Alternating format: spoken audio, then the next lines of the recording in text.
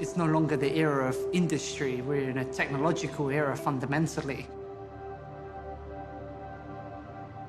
The fascists, they have the resources, but we have imagination. We are making the tools to take back our sovereignty. When we make a giant fuck you to the system, it's breaking that stranglehold on the tools of power that's used against us. The fascists always use the narrative of we are the white knights in shining armor protecting against the threats. We come here and we move out the dark with pure whiteness. That's a false narrative because there is corruption in those castles. The real base of power lies with us. We are the darkness.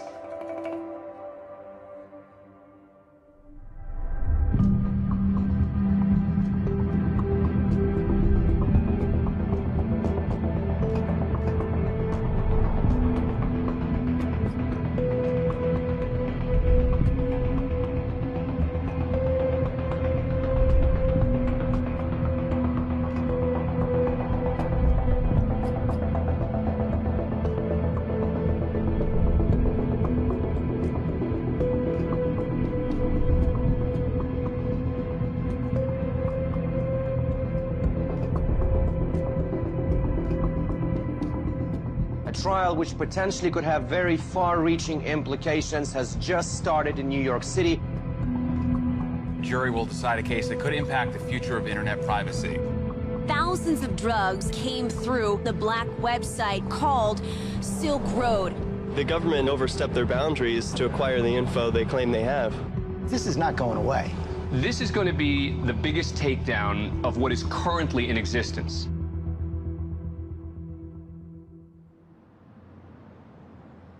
On January 13th, 2015, a criminal trial began for the accused leader of the Silk Road, a black market in an area of the internet known as the Deep Web. The Deep Web is vast, thousands of times larger than the visible internet, what's called the surface web. But the Deep Web is not a place. It simply accounts for all of the unindexed content online. Banking data, administrative code for governments, corporations, and universities. It's like looking under the hood of the internet. Over time, the Deep Web became inhabited by people of all types who wanted to use this terrain for privacy. This hidden area of the Deep Web is called the Darknet, and it's accessible with a software service called Tor, originally developed by the US military and now open source and publicly funded. And while law enforcement and the media have painted a picture that Tor and the Darknet are nefarious tools for criminals, it's important to understand that they are largely used for good by government agencies, journalists, and dissidents around the world.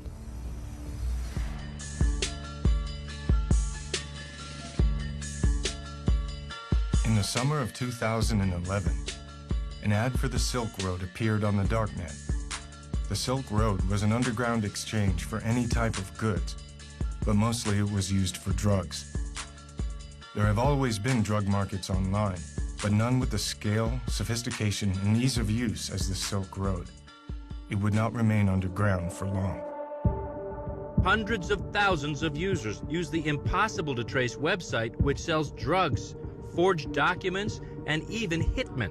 It's called the Silk Road. Just look at some of the 13,000 items offered through that underground site. Ultra-clean cocaine, clean and real LSD, high-grade MDMA, also known as Molly, all with fast and free shipping. It generated roughly $1.2 billion in sales, with nearly 960,000 users, both buyers and sellers, in the U.S. and more than a dozen other countries worldwide. YouTube videos like this one with 15,000 views tell anyone how to download an untraceable technology known as Tor that pulls data from thousands of computers worldwide to create this wide open marketplace. This hidden internet is underpinned by a virtual currency called Bitcoin.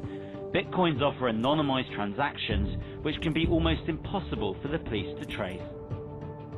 Heroin, opium, cannabis, ecstasy, psychedelics, stimulants, opioids, and here they are, suboxycodone and all of those, codeine, black tar heroin, you name it, they have it. They're all listed in the light of day. Unbelievable. The Silk Road's success was largely due to an innovative combination of Tor and Bitcoin. Bitcoin is a technology that uses cryptographic code to create digital currency. The sender transmits their Bitcoin code through a ledger called the blockchain to arrive at the recipient. Bitcoin is not perfectly anonymous, but if used carefully, it facilitates online purchases without revealing identity. Bitcoin was an ideal currency for the Silk Road because it allows for anonymity and is outside the control of banks and governments.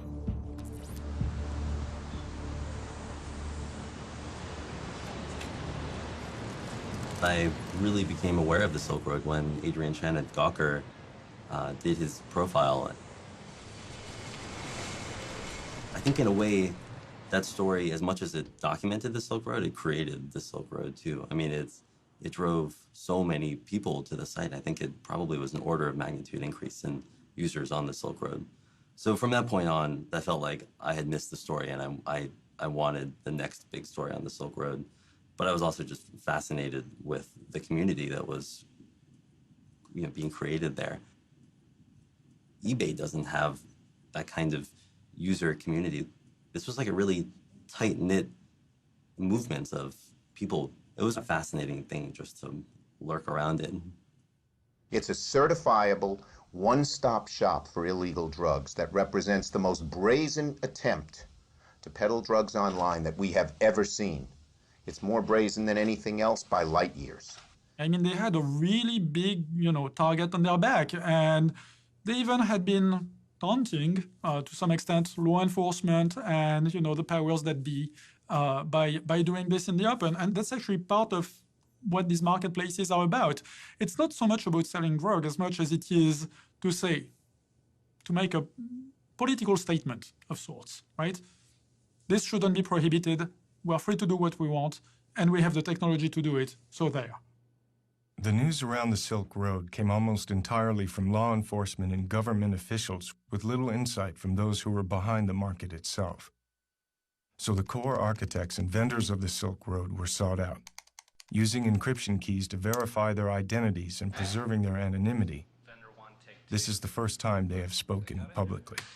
The Silk Road forums were a better community than I've ever seen in real life. There were many threads that had great political and philosophical discussions.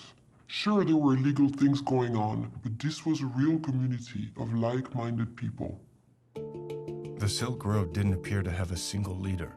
There were the regular posts from the system's administrator, but otherwise the service appeared to be primarily community-run.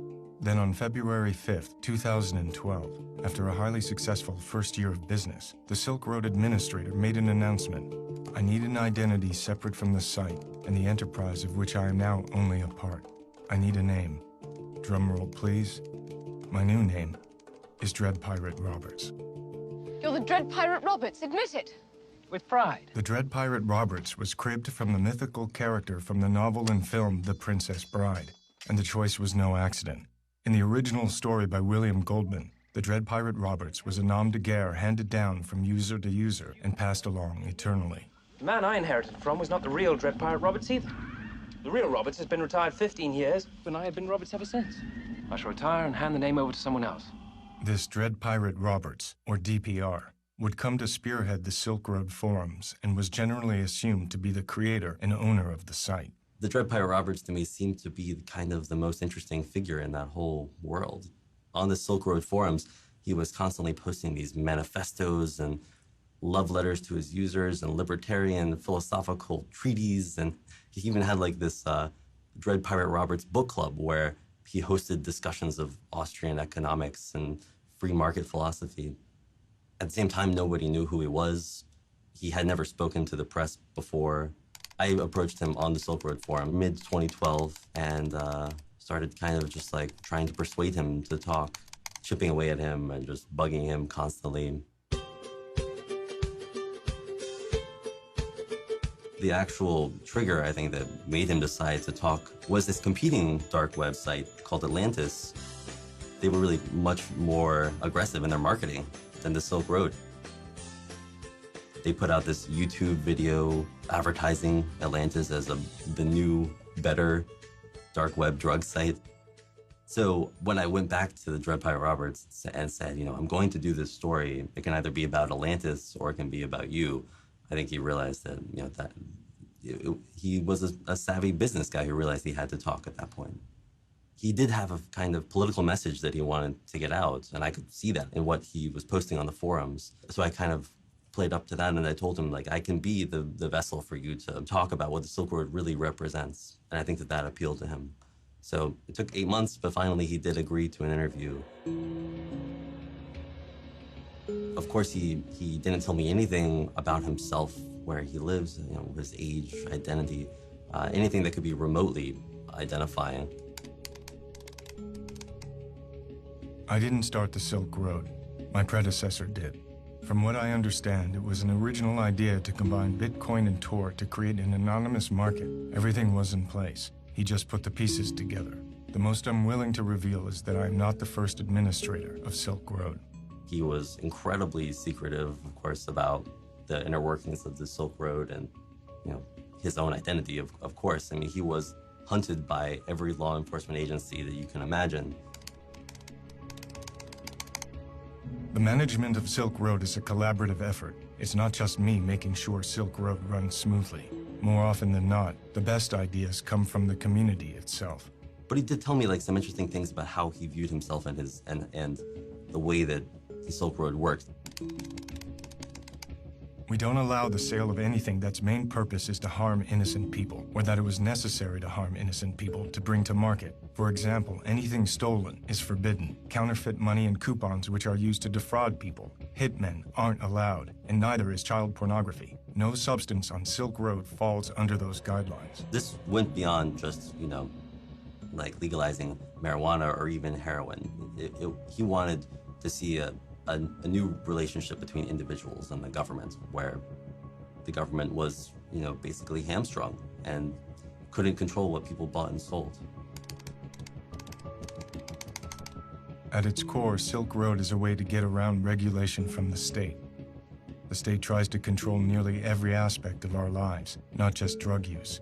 Anywhere they do that, there's an opportunity to live your life as you see fit, despite their efforts. I guess I shouldn't generally say this kind of thing, but I really liked the Dread Pirate Roberts that I interviewed. I thought he was, you know, a really super interesting guy with a really coherent philosophy. He came across to me as this kind of middle-aged, wise man figure, you know.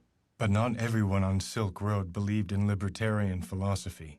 Bringing an end to the drug war was the agenda that truly united the community.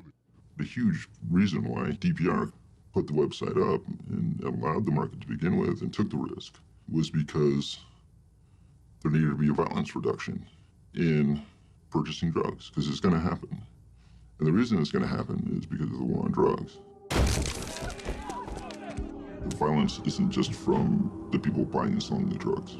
The violence is from the police departments and the federal agents prosecuting this war. And not to mention the horrendous violence that we commit overseas on people. I mean, we're the biggest bully on the planet when it comes to drugs. The fact that more than 50% of this country has said, you know, to the DEA, you know, we don't want you prosecuting this war anymore. They need to demonize drugs. The war on drugs is, you know, all about fear, uncertainty, and doubt. I could see that the Silk Road wasn't just another cyber criminal scheme. This was a guy who saw himself as the leader of a movement.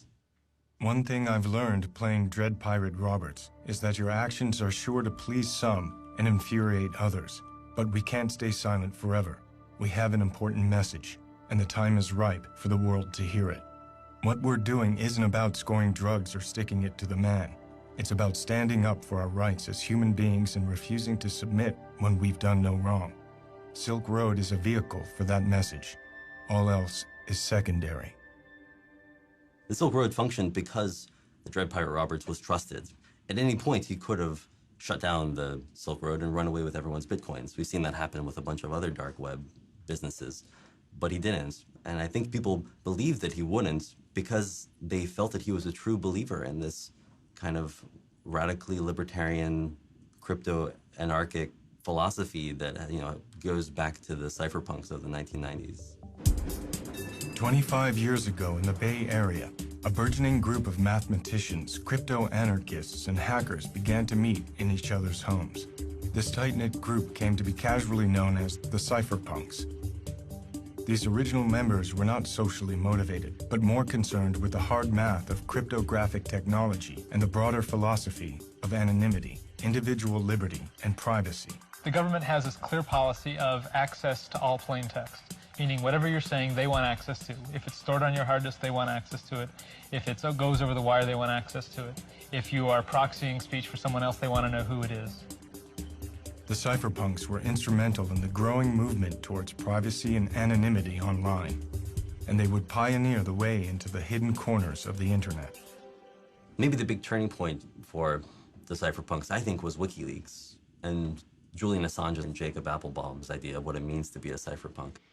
You cannot trust a government to implement the policies that it says that it's implementing. And so we must provide the underlying tools, secret cryptographic codes that the government couldn't spy on, to everyone as a sort of use of force.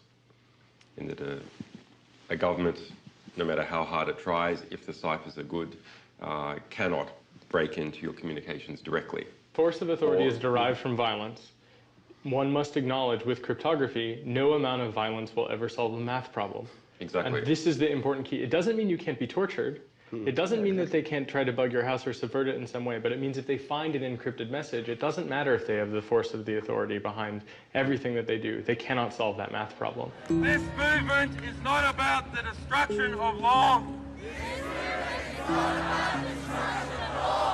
It is about the construction of law.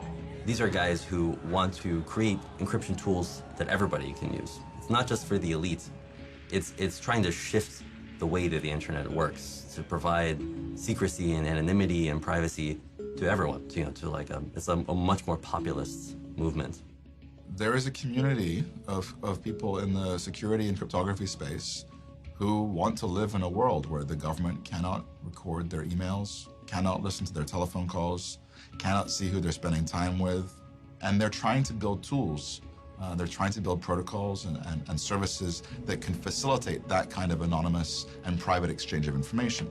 I actually think this all comes down to wanting to live a free life, and the recognition, which really predates all technology, that an observed life is not a completely free life, that a zone of privacy is just a core human value. And the technology, to me, is just an incarnation of those basic human values. And I think that the people who are trying to build currencies that are free of tracking and government control and technologies that let you have a private conversation and those kinds of things are just people who are seeing that the technology can both enable and disable that space. There are more cypherpunks than ever before. They want to entirely cripple the government's ability to enforce law. They want cryptography to make the rules instead of law enforcement. Cody Wilson is a crypto-anarchist best known for developing the Liberator, a 3D printable gun that was downloaded 100,000 times in 2 days. When a group of baby boomers are told, okay, now 3D printers will print guns, they can do nothing but say, well, it's been nice living in the world I used to know. We want to question the very foundation, evacuate the very foundation that this order, moral, ethical, political, is founded. To see beyond good and evil and to allow something else to happen. This is where the figure of DPR is so interesting to me. Like, is he a liberal? Like, is he a Misesian like he says he is? Oh, he believes in libertarian market principles and, you know, man against the state and all these principles of freedom and axioms of, or is he someone else like who I hope he is, or someone like I would try to hope to be, who's just looking for a way, a mechanism to help peek beyond good and evil a little bit? And is he more enthusiastic about what he's allowed to be opened up, the doors he's opening? Of course there will be a dark side to the dark web. And if we want to enable this true crypto-anarchic future, anyone who's working on that, I think, has to reckon with the fact that they are going to be enabling really nasty things along with this kind of information freedom revolution that they're taking part in. By August of 2012, business was booming. The Silk Road had become a thriving, anonymous, and unregulated black market. The internet being used in this way posed a major threat to the government, greater perhaps than selling drugs. Even as a law enforcement officer, I still wouldn't know where to go and buy crack on the streets or buy heroin, but I do know how to go online and find it. It's downloading some software, and next thing you know, you're there and you can purchase a service or drugs very easily. Since when does a teenager become obsessed with the daily mail delivery? Fidgeting and pacing made this Fisher's mom suspicious. So when her family's mail arrived, she grabbed it and found a cartoon DVD box addressed to her son with something extra, a package of white crystals. So she confronted her 14-year-old, and both their lives changed forever. I don't think anybody really cared in law enforcement until Senator Schumer went, oh my God, we got to do something about this. Today, I'm calling on the DEA and the Department of Justice to immediately shut this site down before more damage is done. Because if you think about what law enforcement at the federal level has to do to even start a case, I don't think this case would have been started if it wasn't for some political impetus by, a senator saying, we need to look into this. The FBI today shut down what it's calling the most sophisticated internet site in the business of selling hard drugs, including heroin, cocaine, and LSD.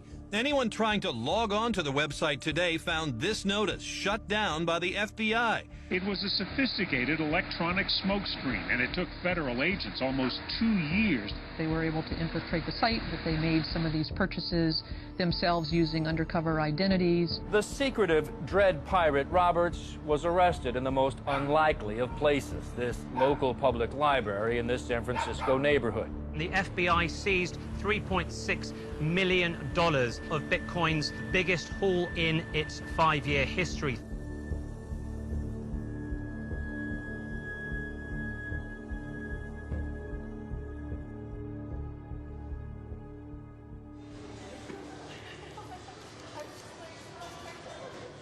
When the criminal complaint first appeared in October, it describes this 29-year-old kid named Ross Ulbricht. Not only do they say that he has run this billion-dollar-plus black market conspiracy, and they accuse him of drug trafficking and money laundering and somehow computer hacking charges as well, which is something that I had never associated with the Silk Road. But then also in this criminal complaint, there is outlined his plot to pay for the murders of a potential informant and a blackmailer. It seems at least one Silk Road user threatened to reveal the identities of thousands of others. So investigators say Ulbricht tried to execute a murder for hire on that user, offering $150,000 to a would-be hitman because, quote, "This kind of behavior is unforgivable to me, especially here on Silk Road. Anonymity is sacrosanct." It threw me for a loop. It was really not the Dread Pirate Roberts that I had ever imagined. This connection between Ross Ulbricht, who plenty of evidence suggests that he was involved in the Silk Road. They, after all, seized his laptop while he was logged in to the Silk Road. He was caught red-handed. But these two personalities, these two personas, do seem to be almost schizophrenic. It's so difficult to imagine that they are the same person. And so the FBI's whole case is based on the idea of if they can show that Dread Pirate Roberts is Ross Ulbricht. Right, that's the most important part, right? Because he was trying to hide his identity on the site as well. So the first thing they're going to have to do is definitively link him as the person who runs the site.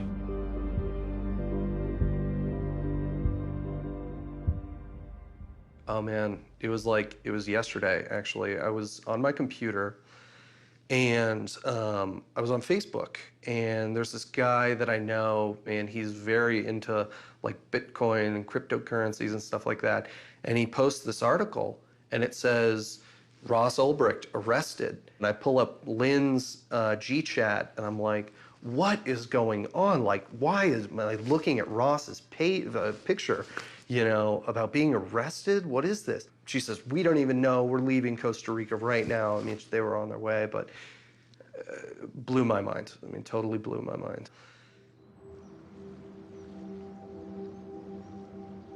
Ross William Ulbricht grew up in a suburb of Austin, the only son of Kirk and Lynn, with an older sister named Callie. It's a loving, tight-knit, middle-class family. the Albrechts, earn their income from properties they built and rent on the Costa Rican coast. Ross was an avid outdoorsman, an Eagle Scout like his father, and displayed an early aptitude for math. Ross earned a full scholarship to the University of Texas at Dallas, studying physics. He graduated in 2006 and then won another full scholarship to Penn State to pursue a master's in material science and engineering. It was at Penn State that Ross began a deep interest in libertarianism, particularly the work of Ludwig von Mises and the Austrian School of Economics. Yet by 2009, having completed his master's, Ross seemed to be having a change of life plan, telling his mother he no longer had an interest in pursuing a career in science and instead wanted to become an entrepreneur. Ross moved back to Austin and opened his own used book company, Good Wagon, donating a portion of the proceeds to an inner-city youth program and to a prison literacy project. I remember him saying when we had coffee the last time we saw each other, I remember him saying that he wished he had joined a fraternity in college. And I remember saying, well, that's surprising. You know, I didn't really understand that perspective. And I just remember him thinking, well, he focused a lot on his studies in school and maybe didn't create the social network that he was looking for in school. But as far as where we saw each other going or where we saw ourselves going, I think we both had a strong desire to be in control of our destiny. You know, again, like when he started the book company, totally natural, not even something that I would have questioned, where there are a lot of people that would never start their own business. But for Ross, sure, you know, why not? But the business floundered, and Ross eventually shut it down. And if a post on his LinkedIn page was any indication, Ross had experienced a kind of epiphany on the next way forward. Albrecht wrote, "Now my goals have shifted. I want to use economic theory as a means to abolish the use of coercion and aggression amongst mankind. To that end, I am creating an economic simulation to give people a first-hand experience of what it would be like to live in a world without the systemic use of force." From this moment in late 2010, Ross became something of a free spirit, eventually leaving his parents' home in Austin to live with his sister Callie in Sydney, Australia, and then returning briefly to Austin. Throughout this period, as far as his family knew, Ross's means of employment was working on freelance projects in computer finance. I am Renee Pinnell, age 29. Today is December 6th, 2012, and we are in the Jewish Contemporary Art Museum, and relationship to partner is best friend. So Ross, how did you come to live in San Francisco? You twisted my arm until I said, fine, I'll come. I get a phone call from Renee. "Ross, call me up, I got an opportunity for you." I'm like, okay. And he's like, "Yeah, I'm doing this startup here in San Francisco. I want you to be a part of it." The more I thought about it and the more he laid out the pros and cons, the more it all just seemed like cosmic and the right thing to do. So, yeah, I bought my ticket, and 2 weeks later I showed up at his doorstep. As Ross Albrecht was making his way from Australia to Austin, and eventually to San Francisco, the Silk Road was online and growing steadily. So naturally it sparked the attention of federal law enforcement, and specifically the wing of the DHS, called Homeland Security Investigations, housed in the old Customs House in Baltimore, Maryland. You have postal inspectors in Seattle and Customs and Border Protection intercepting mail shipments coming from overseas, full of drugs, full of currency. And one thing that happens is they all lead back to the Silk Road. And you have a number of independent investigations sort of cropping up around the same time frame, following different leads, but all leading back to the same place. At the same time, the New York Cybercrime Division of the FBI began their own investigation, headed by Agent Chris Tarbell. And there were people essentially online 24/7 as part of the team that was monitoring and gathering even just a little bits of evidence. Informants were activated. The site was crawling with law enforcement posing as vendors and buyers from the very beginning of Silk Road's existence. In early 2012, HSI partnered with Tarbell's FBI investigators as well as the DEA to mount an undercover operation called Marco Polo with the intention of penetrating the inner sanctum of the Silk Road. I had a package seized from China in January 2012 and thought nothing of it. I kept business as usual, which was a stupid move. Fast forward to June 28, 2012, I was raided by ATF, DEA, Secret Service, local police department, and even a postal inspector. I was not detained. Rather, I was held in a van outside for what they call investigative detention. They kept me out of jail. I was never booked or charged because my seized computers were more useful to them if I was not behind bars. I'm also assuming they did this with a number of Silk Road vendors to get a sort of organized crime ring of their own. The operation gained traction when an undercover agent using the vendor name of Knob was allegedly able to establish direct communication with the Dread Pirate Roberts, which would lead to a shocking turn of events. Knob complained to DPR about the small fry nature of most deals on the Silk Road. It really isn't worth it to do below 10 kilos, the agent wrote. DPR offered to help find a buyer for Knob and allegedly turned to one of his most trusted partners, known only as Chronic Pain, to put the deal together. Chronic Pain had been one of the core administrators of the Silk Road from the beginning, a frequent contributor to the forums who shared the Silk Road vision for reducing harm in the drug trade. But these halcyon days were about to end. In order to facilitate this drug deal, Chronic Pain gave the informant his home address. Federal agents immediately apprehended Chronic Pain at his Salt Lake City home and were surprised to discover that this 47-year-old family man named Curtis Clark Green was a darknet criminal. At some point, they're going to catch one of those people. And what do you do in a typical drug case? You roll that person over as a cooperating witness. And in this case, one of them, they got really lucky. And he was an administrator on the system. Green had access to other Silk Road's users' accounts and financial records, including Dread Pirate Roberts. I have to assume he will sing, DPR wrote to Knob, the undercover agent. I'd like him beat up. Then the next day he allegedly wrote, "Can you change the order to execute rather than torture?" A murder was staged, and a photograph of Green's bloody body was sent to DPR, who paid for the hit in Bitcoin. There would be 5 more alleged murders for hire, including ordered hits against a blackmailer, a scammer, and an apparent contract with the Hells Angels. The names of 2 of these victims were found to be fictitious, and authorities have no evidence of any murders being carried out. The alleged attempted murder of Curtis Green allowed the authorities to obtain an indictment against Dread Pirate Roberts, charging him with drug offenses, attempted witness murder, and murder for hire. Of course, they still had no idea who the Dread Pirate Roberts actually was. So the embedded agents continued to communicate with DPR, and DPR continued to respond. In June of 2013, Ross moved into an apartment that he found on Craigslist. Allegedly, he did not give his roommates his real name and was known as Joshua Terry. At the same time, IRS agent Gary Alford was investigating the Silk Road and through a simple Google search was able to locate an early email on the open internet discussing the launch of the Silk Road marketplace and connect that email to an account owned by Ross Ulbricht. 1 month later, postal inspectors at the Canadian border seized a package of fake IDs with Ross's image that were en route to his home address.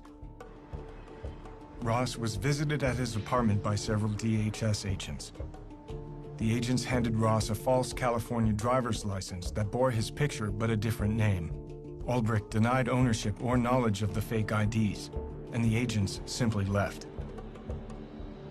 If you suspect somebody may be involved in a large-scale criminal enterprise, going and knocking on a door with some evidence of fake IDs is important because you can see the guy face to face.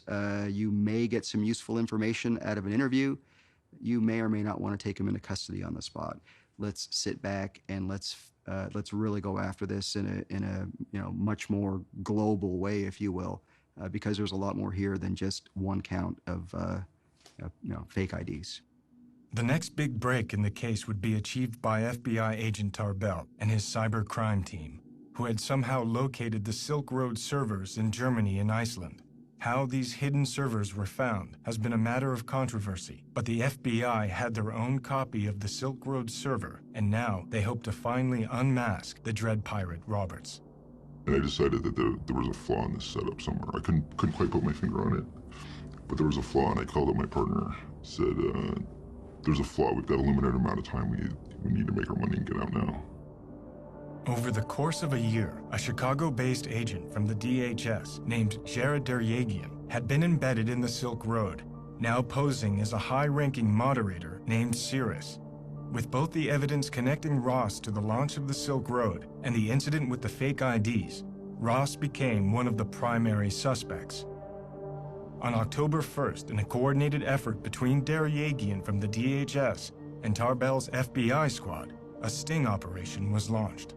According to Deryagian's testimony, he staked out Ross's new residence, and using his pseudonym of Cirrus, Deryagian initiated a conversation on the Silk Road with DPR. Moments later, Ross went to the Glen Park Library, apparently to use their Wi-Fi, and when Deryagian saw that DPR was logged back into the Silk Road, he gave the order for Tarbell and his squad to move in.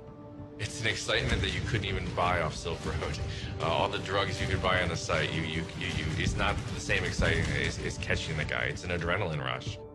Ross was apprehended before he could encrypt his laptop. He was allegedly logged into a Silk Road administration panel for customers needing DPR's attention. He was a dream for drug users because he was very technically adept and he was able to hide both the website that he put together and the actual sales of illegal drugs that the drug sellers would make on his website. The Silk Road was seized and shut down, and charges were announced against a number of core partners and vendors from the site. Ross was held for over a month in a jail in Oakland, awaiting extradition to New York. Ross's family was able to raise over $1 million for his bail, but the prosecution argued that due to the alleged murders for hire, Ross was too dangerous to release, and so his bail was denied. I thought it was the wrong decision. He wouldn't have been a flight risk, and he's never been and is not a danger to anyone. For him to say, well, I'm gonna, put a hit out on someone, it's ludicrous. I could understand it being one of these other DPR workers, getting all egotistical and crazy and maniacal and doing it. That I could see. There was more than one person using the DPR account? I believe it was at least 2 other people, if not 3, at one point. Doesn't matter. That's why they're dredging up this, hit, contract, baloney. But, because of the involvement of the senator and all that other shit, they're gonna cook them. The data seized from the Silk Road servers included all internal private messages, which revealed that many people collectively ran the site. One vendor with the username Variety Jones was active from the beginning of the Silk Road. Jones gave many of the orders for running the Silk Road, even instructing the systems administrator to create the Dread Pirate Roberts persona. But Ross Ulbricht remained the primary focus of the investigation. Ross has been incarcerated for over a year in the Metropolitan Detention Center in Brooklyn, awaiting trial. 6 weeks of that time was in solitary confinement. Ross pled not guilty and denied being the Dread Pirate Roberts. His trial was set for November 10th, 2014 in New York City. If convicted, Ross faces a minimum sentence of 30 years with a maximum sentence of life in prison. You taking a video? Should we? He's a hairy fucker. Yeah. These big guys are generally not too. I would let him off somewhere. Where is he? It's hard. It's hard on a family. It really is, especially when you love that person so much and you believe in them so much, and you have such a daunting Goliath of an opponent. It's challenging. It's kind of like a death in a way when you go like, no, that can't be true, and then you're like, oh yeah, it's true, and you go through that kind of shock. His dad, my husband, of course, he's trying to keep our business going so we have livelihood, and his sister is in Australia, and she's been helping too from there. I'm Ross's sister, and I can tell you he has been a man of his word and honor all his life. I was shocked to hear the news of his arrest, but felt even more dismayed at what the media was writing about him, not even knowing him. You know, I read things by people who don't have a clue who Ross really is. He's been tried and convicted in the media. Nothing has been proven at all. I don't know what's happened to the presumption of innocence in this country, but it is a constitutional right here that we are innocent until proven guilty. Ross sent me this picture of himself about a week ago. It was taken a couple weeks ago in prison. I guess sometimes they go around and take pictures for the families. He is doing well as can be expected, of course, under the circumstances. And finally, after 5 months of delays, he has had access to the discovery, the evidence that the prosecution has. And so he's been working very hard going through that. We are asking the prosecution, how did you find the server? And they're not saying. We have to know how they found the server in order to see if Ross's Fourth Amendment rights have been violated. And how would anyone know if the evidence had been tampered with or anything else if it's not revealed how they found the server? There were 14 searches and seizures in this case, which is a fishing expedition into a person's total property, unlimited rummaging through all of their things to see what they can find. When the criminal complaints first appeared in October, I think the supporters of the Dread Pirate Roberts and the Silk Road just scattered, because suddenly this thing that had seemed like an idealistic community built around nonviolence and, you know, libertarian free commerce suddenly seemed instead like this bloody criminal conspiracy. And a guy who probably otherwise would have been a kind of political cause celeb who would have had all of these supporters calling for his freedom, instead was treated as an immediate pariah. He was seen as a criminal. So there's a lot of circumstantial evidence, if you want to call it that.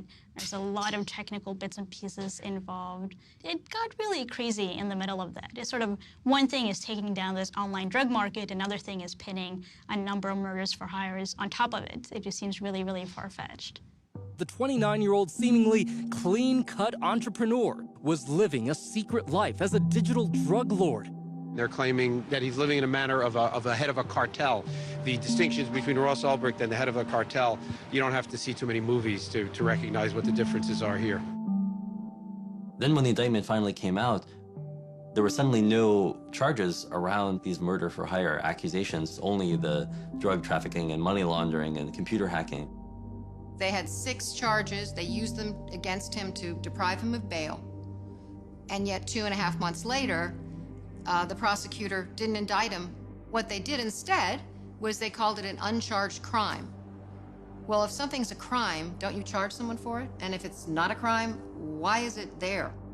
Because it's prejudicial to a jury to have that sitting there, unproven, just smearing him. The portrayal they want is of someone who they can present to a jury as not having redeeming value. It's a way of poisoning the atmosphere so that the jury doesn't focus on the allegations, but focuses on this atmospheric that the government has created that in some sense is a diversion, appealing to the emotional aspect of it, so that if the proof is weak, the benefit of the doubt doesn't go to the defendant where it belongs under the presumption of innocence, but it goes to the government because, hey, there are these awful things lurking out there which aren't part of what we're supposed to find. The government doesn't have to prove them beyond a reasonable doubt, but they've injected them in the case in a way that is toxic to a impartial evaluation of what the evidence is on the charged crimes. So people come in with a preconceived notion, and that's halfway there to guilt. Previously, the murder for hire was in there as a charge, and then it was dropped. But it's not gone away. It's included as what they call an overt act in the conspiracy and to sell drugs. And so they actually made it one of the things to support the larger drug conspiracy, to either get at trial or get him to plead. It seemed like this bait and switch that the government had accused him in this almost informal way of murder, so that when he was charged with these nonviolent crimes in the end, he would still be seen as a violent criminal. I think that that has really been effective in coloring the portrait of Ross Ulbricht. Ever since Ross's arrest, he and his best friend Renee Pinnell have remained in regular contact. Renee declined to give substantive interviews to the press for fear they would be used against Ross in court, but agreed to answer questions via email.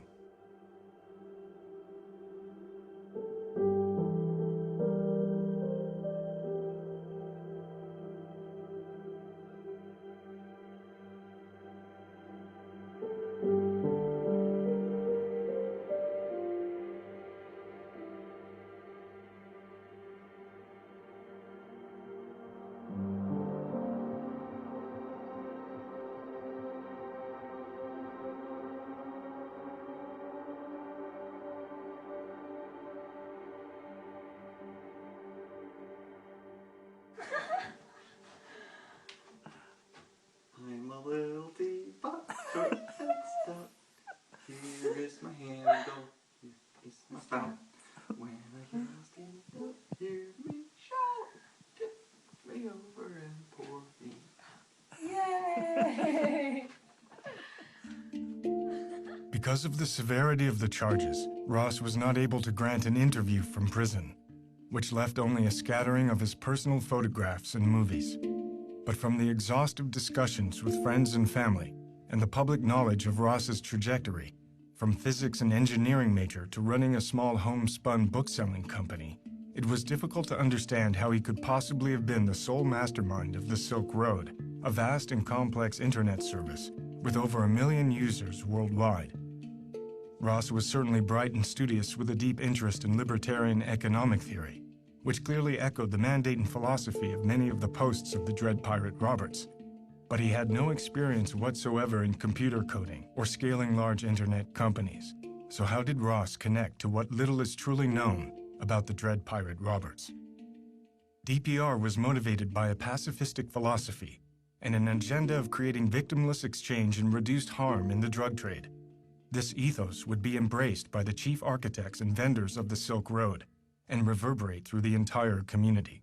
There were quite a few people that I didn't sell to, just because I could tell that they were obviously, not mature enough to handle using these drugs and didn't know enough. It was like, go read first, go figure it out, then come back to me and I'll sell you some. But I'm not gonna pop your cherry and kill you, potentially. But heroin in particular, I was very careful about who I sold it to because it was not stepped on. I mean, it was the best heroin on Silk Road. The Silk Road appeared to be a successful experiment in creating a pacifistic community, overseen by a figurehead with a deep-rooted ideology. But these core ideals of the Dread Pirate Roberts were completely at odds with the murder-for-hire allegations. Did DPR become corrupted and turn his back on the mandate of nonviolence and harm reduction? Were there other people using the DPR account who were responsible for these actions? Or was there some other truth behind these alleged murder hits that produced no victims?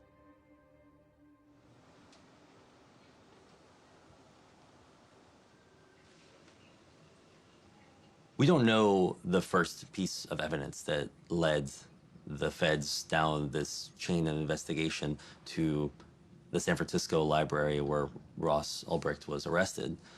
All we know is that at some point they located the Silk Road servers in a data center in Iceland and imaged them. They copied all the data off of them and seized them.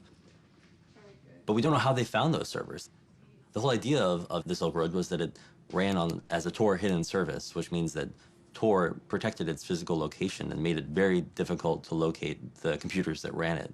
So the mystery of how the FBI or the DEA or possibly the NSA located those servers is still unsolved. And in fact, hasn't been mentioned in any of the legal documents surrounding Ross Ulbricht's trial.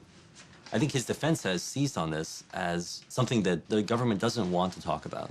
And if that's the case, then it does raise these Fourth Amendment issues of can the government use essentially hacking techniques to dig up evidence on a criminal suspect? And if so, what kinds of warrant do they need? if in fact there was some kind of violation of the Fourth Amendment in that initial part of the investigation that really was the first clue that led them down this entire chain to the arrest of Ross Ulbricht, it could be a giant problem for the prosecution that then taints every other piece of evidence that they found subsequently. The government has prosecuted other people for doing essentially what the government did here, which is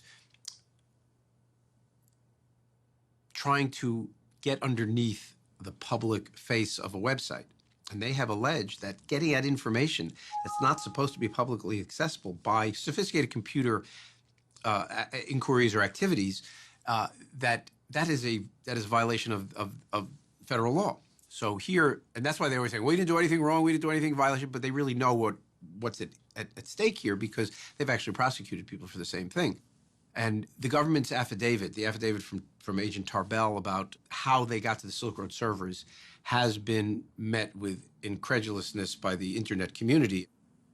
The Tarbell Declaration, to put it politely, seems vaguely disconnected from the truth. Depending on which security expert you ask, you will get it's vaguely disconnected to the truth to something filled with it is a massive pile of bovine excrement. What Tarbell's story is he was typing away his computer, visiting the Silk Road website, and the CAPTCHA was transmitted in the clear, and he somehow saw the IP packets go directly to the server. And so he then connects to that server and gets the CAPTCHA. Game over, they found the back-end server. Unfortunately, this was playing fast and loose with the truth, because the logs provided to the defense show that what Tarbell found was not the CAPTCHA image, but instead a PHP MyAdmin page. The server was running some stuff over the clear, but not the CAPTCHA. So Tarbell's story doesn't mesh with the FBI's own evidence. They hacked his servers, and with that access could essentially do whatever they wanted. Given just the institutional pressure to take this thing down, it's naive to think that they didn't. Of course it's on the table that this is how they discovered him. I mean, he was dealing with Tor. He was dealing with all these technologies which we know are the subject of NSA investigation, as revealed by Edward Snowden. It's at least reasonable to assume that there's been this kind of parallel construction or interference, or like not playing by the rules that the state deals out for you to play with. But then again, we all know that it deals the cards. It runs the game anyway. It's naive to think that this wasn't an available option. The issue is whether the agent could have done what he said he did. The theory that's been brought forward in the testimony by the individual agents that did it, they were able to manipulate part of the server to cough up an address that shouldn't have been given up. And that address came back to Iceland, and that server there was hosting the Silk Road hidden service. I think we're not going to know till we go to trial, and we may never know for sure. There's always this balance of trying to be forward-leaning in your investigative techniques and making sure that you don't trample on rights at the same time. You want to stay well within the bounds of your legal authority, because if you step over the line, the evidence is going to be tossed. It's not going to be admissible in court, and you may wind up jeopardizing the outcome of an entire investigation. And so I think what agencies will try and do is they'll want to step right up to the line, maybe get a little bit of chalk on their toes, but don't step over it. Ross's lawyer made a motion to dismiss the case based on the disputed seizure of the Silk Road servers, arguing that admitting this material not only violates his client's Fourth Amendment rights, but would set a dangerous precedent for the rights to privacy of all citizens. The judge, Catherine Forrest, sided with the prosecution, stating that the Tarbell Declaration was acceptable, and the motion was denied.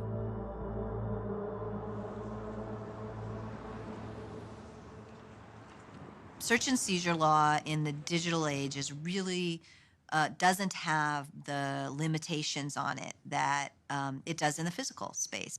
And we see it not only in the search and seizure laws, like what is the standard upon which they can come and grab your computer? What kind of searches can they do on your computer once they have it? Do they just get everything? We see this at the border, or we see this at search incident to arrest. People now carry around smartphones that have their whole lives in them. And if they get stopped, law enforcement is certainly right now in a lot of places taking the position that absolutely anything that's connected that's on that device, including logging into your accounts that you can log into from that device, is fair game. If the prosecution gets away with this warrantless seizure of Americans' data, as well as all these other foreigners, it could have a lasting precedent for how the Fourth Amendment works in the digital age. And I think that, in fact, may be the most lasting effect of the Silk Road. Generally, what happens in the criminal law field is that there's some case of major proportion that is used as a means of changing rules or expanding exceptions to constitutional protections. And once it's there, once the precedent is set, it then trickles down very quickly and very easily into all sorts of ordinary cases where, the ends justify the means. Then all of a sudden, it's now spread. The average citizen may say, well, why is this important to me? Why do I care? I'm not buying drugs on the network. Nobody I know is buying drugs on the network. But it's not just about that. We're a democracy. And informed citizens understand they have a right to privacy and that the Fourth Amendment protects against unreasonable searches and seizures. Information has to be encrypted, and that goes from a large corporation down to an individual. And so for those who are arguing that information should not be encrypted, certainly that makes it easier for law enforcement to combat, but it also makes it easier for the cyber criminals to attack. It makes total sense that criminals are among the early wave, along with the sort of paranoid people, of these new tools and services. But that doesn't mean that they're the only people using these services. There are a hell of a lot of journalists that I know and regularly communicate with now over Tor. But, for the people who oppose this technology, who see it as a threat, the fact that criminals use it is a great way to demonize it. I definitely do believe that there are people in the U.S. that don't think that the government is doing anything wrong. It's not necessarily something that you're concerned with or that you care too much about or that you're really passionate about until you're standing right in the middle of it. And it's something far more dangerous than any website could ever be. It's what our government has become and how they operate. This goes back to that question of the government kind of trying to treat the internet differently without following the same kind of judicial processes. Well, the Supreme Court has proven that they do not agree. Recently with Right. Riley versus California with an illegal search of a cell phone. Precedent can be set that will limit their ability to infringe on our rights. Someone asked how her political views have shifted. Because suddenly she's standing right in the middle of Tor, Bitcoin, the war on drugs, online anonymity, encryption. And she's had to learn a lot of different things, and also not only just the whole legal system, but everything around the technology and the case. After over a year in prison, Ross delayed the trial 2 months, stating that important discovery evidence he needed to examine had only just been delivered to him by the prosecution. The FBI shut down what it calls the most sophisticated and extensive criminal marketplace on the internet, but it may be finding new life. The arrest of Ross Ulbricht and closure of the Silk Road did nothing to hamper drug sales on the darknet. Many new markets immediately appeared, including a relaunch of the Silk Road itself, also run by someone calling themselves the Dread Pirate Roberts. And like its predecessor, the Second Silk Road also claimed a mandate of reducing violence and harm in drug transactions. The Dread Pirate tweets, "Silk Road, while under my watch, will never harm a soul. If we did, then we are no better than the thugs on the street." The new Dread Pirate Roberts told me that he knows he can't be around forever, and when he's gone, he's confident someone else will step up and fill the void. You could take down the man, but you can't take down the idea. By this time, statistics appeared claiming the first Silk Road had succeeded in its mission of reducing violence in the drug trade.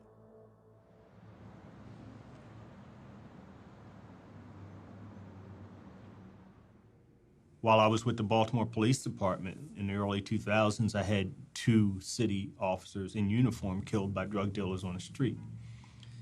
And there was a family of 7, a Dawson family on Preston Street. They were killed by one drug dealer in one night, mother, father, and 5 kids. And so as the years in the early 2000s start moving along, I'm continuing to think about this from a place of violence and beginning to realize that our policies of drug prohibition were actually counterproductive to public safety. The one thing that I signed on for to improve, to better public safety in our neighborhoods, was making it worse. And I found a large number of police officers and judges and criminal prosecutors and DEA agents and FBI who think the same way. If Baltimore moved from street corners to online services, oh my God, you know how many shootings, how many fewer shootings we would have every year, which equate to fewer homicides? Number one, it removes the buyer from the back alleys and from the street corners and from those dangerous places of dealing with the seller. Buying it over the internet where it's delivered to you removes you from that scenario. One of the interesting things that having an online market does is that it makes sellers much more accountable to buyers. And one of the really interesting innovations is the whole review system, where buyers can review the sellers and the items that they bought from these on these marketplaces. And what that does is it makes sellers more accountable, and it lets buyers, it gives buyers a way to assess both the quality, the purity, and the potency of the drugs they're getting. It makes these transactions much more safe for the buyers. But we're shutting them down, attempting to shut them down, because we will never shut them down. We've been at this drug war now for over 4 decades. And what has happened since then? At the beginning, it was just the cartels and organized crime making a ton of money. Today, they make globally $322 billion off of this industry. Corporate America is also now in the game. Private prisons, okay, Corrections Corporation of America. About a year ago, they gave out $675 million in dividends to their shareholders. Drug testing companies, it's now become a multi-billion-dollar industry. And who gets tested? Those who are in prison or under the control of our criminal justice programs on parole and probation. So corporate America is making a lot of money. What about law enforcement? Law enforcement's making a ton of money. The government's 1033 program, you know, where we get armored vehicles and machine guns and whatever we want of the surplus military equipment, that's because of the drug war.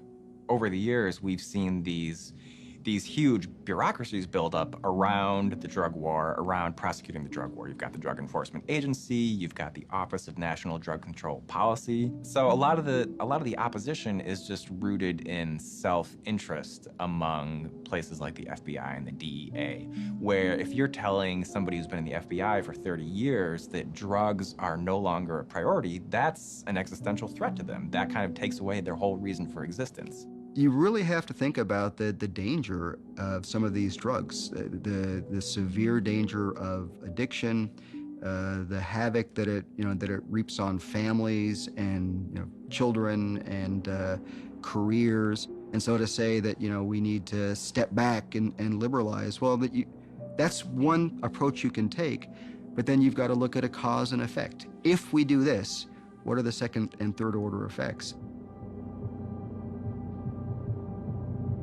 The FBI, our federal government, they're going to go in and they're shutting these places down. Do you know what? New ones just open up. Because there's so much money to be made, they'll continue to open up, and it's just a dog chasing its tail.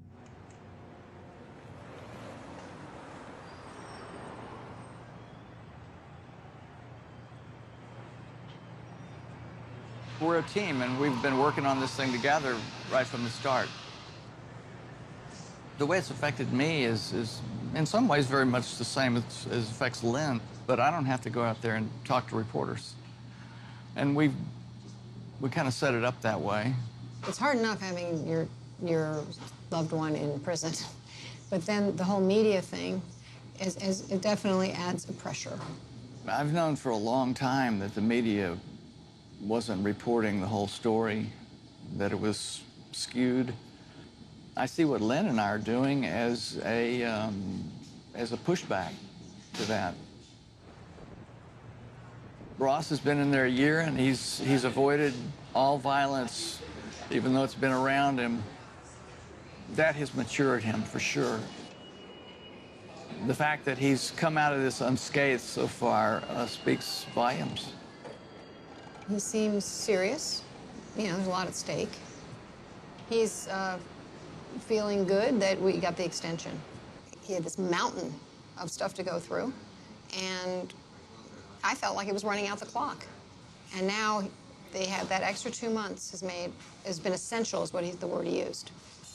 And so I think he feels that, you know, he's much more prepared and ready. Yeah, he says he's ready for trial. He's ready to go in there and win. I have also matured in this last year, matured in my thinking about ethics, politics. When I became more and more aware of what the drug war was doing, the tragedy, so many people have been victimized by the drug war. It's a giant mess, and it's a story that needs telling. And we've got a pulpit, in a way, to tell it from.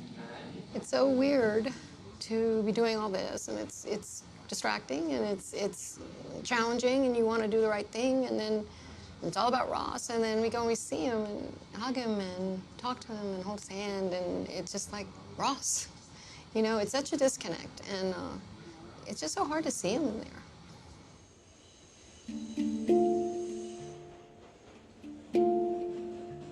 Being in the prison visiting, it's a very emotional experience because there are all these families there, and they get to see their loved one 1 hour a week. And so they're soaking each other up, and you're in a room of 150 people sitting side by side, tight-packed, and there's just all this emotion saturating the atmosphere.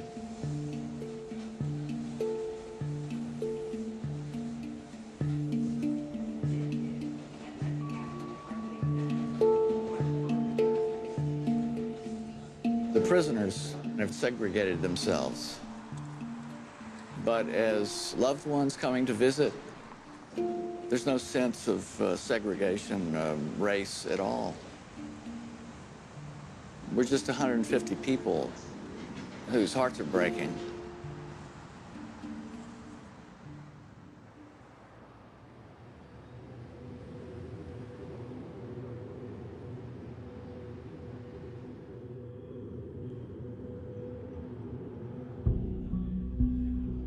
Of all the Snowden disclosures that have come out to date, the one that will have the greatest long-term impact is the revelation that the NSA has been subverting cryptographic standards and making the internet less secure. That disclosure, those articles, have radicalized a new generation of cryptographers, a new generation of computer scientists who are now intent upon building tools and services that can withstand pervasive government surveillance. You see our wireless from Barclays Bank. They like Bitcoin, so they're supporting our work. They're providing us with free Wi-Fi from the bank. In the fall of 2014, as Ross was preparing for his trial, a group of hackers, programmers, and activists met in a squat in the center of London. This gathering represented the next wave of the darknet, developing new and evolved cryptographic tools that would not be so easily shut down. Open source is incredibly powerful. Open source is responsible for WikiLeaks, Wikipedia, Linux, which runs all of our infrastructure, for Firefox, for BitTorrent, for Bitcoin, for all of these, for encryption, for all of these real uses of tech, not the yuppie Angry Birds or silly apps that these people make, you know? Open source is also an example of how we can organize economically, an example for the future, to build the products we need without needing proprietary industry, without needing the points of control, without needing masters and slaves and babysitters. It's not enough to build privacy-preserving tools. It's not enough to write revolutionary research papers and design amazing cryptographic primitives. You have to get them into the hands of the users. And I think in the future, what you'll find is that tools like Tor, tools like OTR, like PGP, like Bitcoin, will be built into the services and applications that you use, and you won't know they're there. We want to empower the individual, protect the small guy. We have a mistrust of central authority. We believe in freedom of information. First of all, we had the centralized drug marketplace, Silk Road. The governments went and shut that down, and then upsprouted dozens of different centralized drug markets. And in a game of whack-a-mole, they shut down one and now there's dozens. And now we're entering the realm of decentralized drug markets with no central operator, no central point of control. What are they gonna do? They're going to continue to do these kinds of things. And even if it's a distributed network, peer-to-peer is worked continuously by the state and local law enforcement agencies, and they arrest people every week. On November 6, 2014, law enforcement agencies around the world launched a coordinated effort called Operation Onimus, seizing hundreds of darknet sites, including the relaunch of the Silk Road. Bruce Schneier, the cryptographer, once said to me, you know, in this cat and mouse game, the mice will win in the end, but the cats will be well fed. I think that that's the way to see it, that this game is going to continue forever. They're always reacting to us, and which is fine, but once they've reacted and they've shored up and they've figured out, you know, these are the new defenses, you're not getting past this one, we just get to sit there and pick at it and get around it again. We're always going to win. We're always going to win. There's a reason the Silk Road was so powerful, and I know the cryptos now are writing the kind of automatic Silk Road. Amir helped do this. This is now the peer-to-peer model where there's no one individual administrator, and seeing that as the weak point. Technically speaking, this is all correct, but there's something kind of, I don't want to make him a hero, like a, don't want to say that he's a hero, but you know, DPR recognized what was at stake, and he was willing to do the things that most of the libertarians weren't willing to do because he was serious about, I think, what the Silk Road meant. 3 weeks before the trial, the issue of the murders for hire suddenly resurfaced. The prosecution announced that due to these allegations, they would not allow Ross's defense to know the identities of their witnesses. The defense responded that using these uncharged crimes in this manner was prejudicial. A hearing was called to resolve the matter.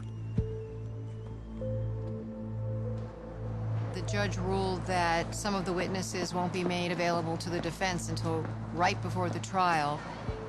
It's based on her saying that Ross might intimidate or even murder people from jail.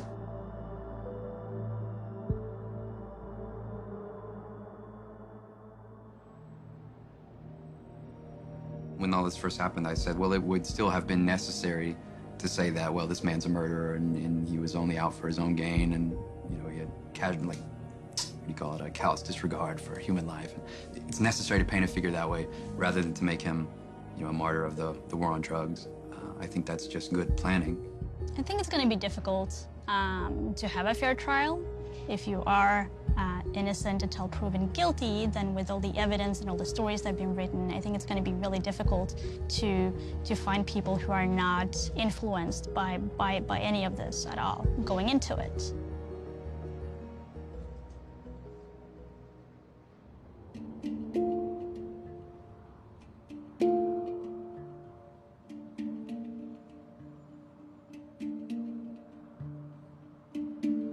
The day before the trial, Ross provided a written statement. It was the closest anyone would get to an actual interview.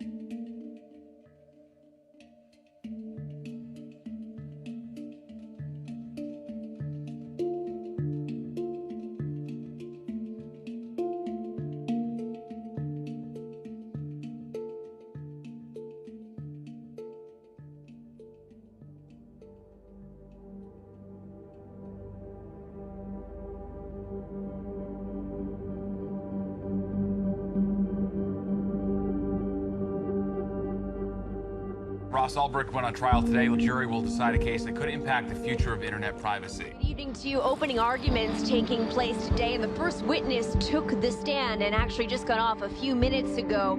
A Homeland Security investigation special agent who testified saying thousands of envelopes of drugs actually... I think everyone was surprised that Ross Ulbricht and his lawyers took this to trial in the first place instead of just taking a plea deal like pretty much everyone expected. And today we saw why, which is that they've actually got a pretty compelling alternate narrative of how this whole case has played out. The story that Draytel is telling, that Ross did create the Silk Road, which is an amazing admission to begin with, and that the real operator of the Silk Road, the Dread Pirate Roberts, framed him. It's a kind of theory that I never heard posed before, that instead of Ross being the Dread Pirate Roberts, he was framed by him. But in many ways, you know, it's something I should have expected because it's what the Dread Pirate Roberts told me when I interviewed him in July of 2013, that he didn't create the Silk Road, that he had inherited it from its creator, kind of like a business acquisition. The FBI has told me that that was Ross Ulbricht lying to me. If it is a lie, it would require just a lot of foresight and planning, kind of like an amazing game of chess or something. In the first days of the trial, the prosecution presented evidence that Ross kept a journal on his laptop describing his involvement in the Silk Road, and that the Bitcoin seized from his laptop came directly from the site, while the defense would argue that Ross abandoned the Silk Road after creating it, and that the journal and the Bitcoin were planted on his laptop. Andy, you interviewed Dread Pirate Roberts. What's the evidence connecting Dread Pirate Roberts to Ulbricht directly? Well, in the first couple of weeks of this trial, which is ongoing now, we've seen that the prosecution has a very strong case. Once they seized his laptop, they found that he had kept a journal. You know, if this is in fact Ulbricht's journal, his defense claims it's not. Right. He documented the administration of this site for years. He has a logbook of daily activities. So this is a really tight case. It's going to be very difficult for Ulbricht to squeeze out of it. Underneath in the deep web, we have an area where this young man, according to the government, has made a decision that he's going to run an illegal drug empire. And we need to stop you. Swift and certain prosecution and ultimate certain punishment. As the trial continued, Draytel planned to reveal the government's own evidence showed they suspected multiple people of running the Silk Road. During his cross-examination of DHS agent Deryagian, Draytel was able to expose that the agent had long suspected another person to be the Dread Pirate Roberts, going so far as to seek a warrant for this suspect. The prosecution protested this entire line of questioning on the grounds that it was hearsay. The judge sided with the prosecution, and Draytel was no longer allowed to question government witnesses about alternate suspects that came from the government's own evidence. When the time came for Draytel to begin his defense, he intended to use expert witnesses to explain that the complex technology behind encryption and cryptocurrency made it difficult to prove that the journal and the Bitcoin belonged to Ross. The prosecution objected to these witnesses, claiming they should have been made known earlier in the trial, and they were not necessary for the jury's understanding of the case. Once again, the judge sided with the prosecution, stating that this case did not require specialized knowledge. Without expert witnesses, and unable to pursue the government's own evidence of an alternate DPR, Draytel's entire defense was effectively blocked. The trial ended abruptly the next day.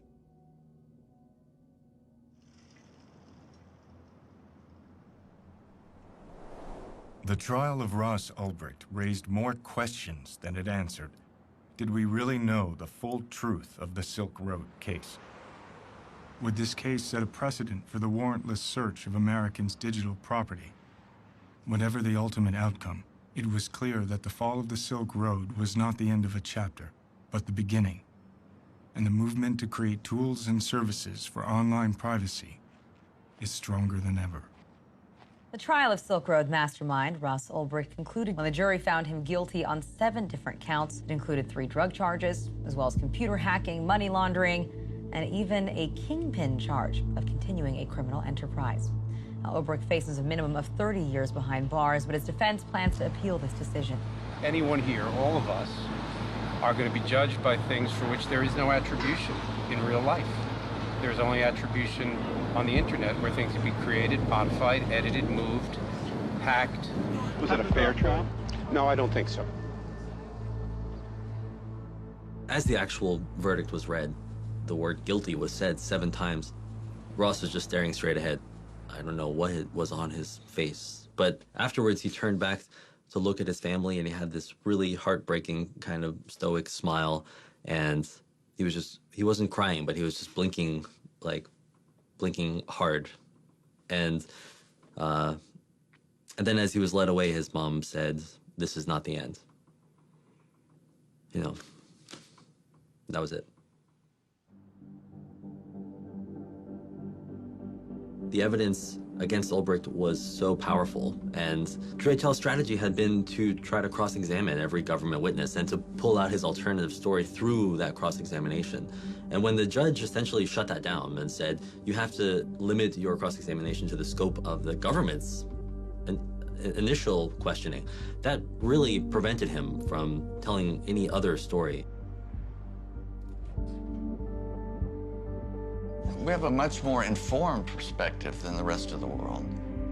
We have meetings that we've had with Josh through the last year and 3 months, regular meetings. We know about how he felt like he might win the case in cross-examination. We know that the government, that his witnesses were blocked from testifying. We were in the courtroom and we saw what happened and the travesty, the appalling obstruction of justice that happened. There was 5,000 pages of government evidence to do with one witness alone, Jared Yegan. None of that was allowed. 5,000 pages, and it was dumped on the defense 10 days before trial. Another 2,500 pages for other witnesses was dumped on the defense a week before trial. And it was full of exculpatory evidence favorable to Ross that was not permitted to be used. All this great, huge field of evidence that came out in the 3,500 material a week before trial that was that would help prove Ross's innocence was excluded from being brought out in the courtroom. It would have been a whole different case. This was the trial that didn't happen. The trial just didn't happen because it was only the prosecution's narrative that we heard. So then what about the hacking of the Silk Road servers? What about the precedent issues of the case? We didn't get that far. You know, we didn't get to even have that kind of public hearing where the FBI has to say how they did it, and then we get to decide whether that was legal or illegal. That's maybe the most frustrating thing about this case from a legal point of view, is that American law enforcement hacked a foreign server, I believe, and they didn't have a warrant, and they completely got away with it, and nobody even gets to ask any questions about it. How is Ross through all of this? He's an amazing guy. You know, he's handling this so much better than I would have. I don't know how I could have taken what he's put up with and been subjected to in this last year and 3 months. And we pray that his spirit won't be crushed by this. It seems that Ross conceived of the Silk Road, that he ran it for its entire existence online. I actually accept that the government has proven that. But Ross Ulbricht is a fascinating character. He invented this brilliant thing. He had principles. He wasn't just a cybercriminal. He wasn't just a drug lord or a kingpin, as he's described in these charges. He was also an idealistic guy. And I'm going to be conflicted about both the kind of virtue of the Silk Road and of Ross Ulbricht as a person, I think, for the rest of my life. I'm not going to be able to come to a conclusion about this.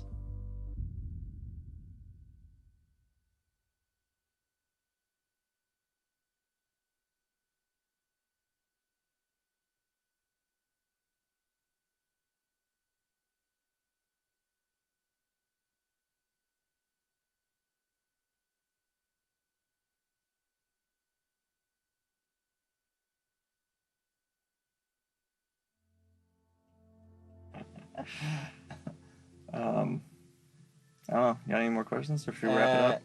Yeah, future outlook. What are you gonna do over the next 5 years?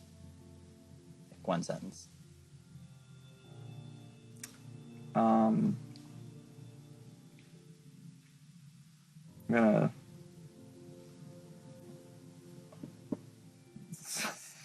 I'm gonna do a few things. So one sentence isn't enough, damn it. But pretty sure I want to start a family in the next 5 years. Nice. Okay. And just make more friends and close people I love. Yeah, I want to focus on being more connected to people. Very good. And 20 years. 20 years. I want to have had a substantial positive impact on the future of humanity by that time. Do you think you're gonna live forever? I think it's a possibility. I honestly do. I think I might live forever in some form by that time. I mean, technology is changing so fast. Yeah. Cool. I hope I'm there. Sweet. Someday we could be a shining beacon of hope for the oppressed people of the world, just as so many oppressed and violated souls have found refuge here already. Will it happen overnight?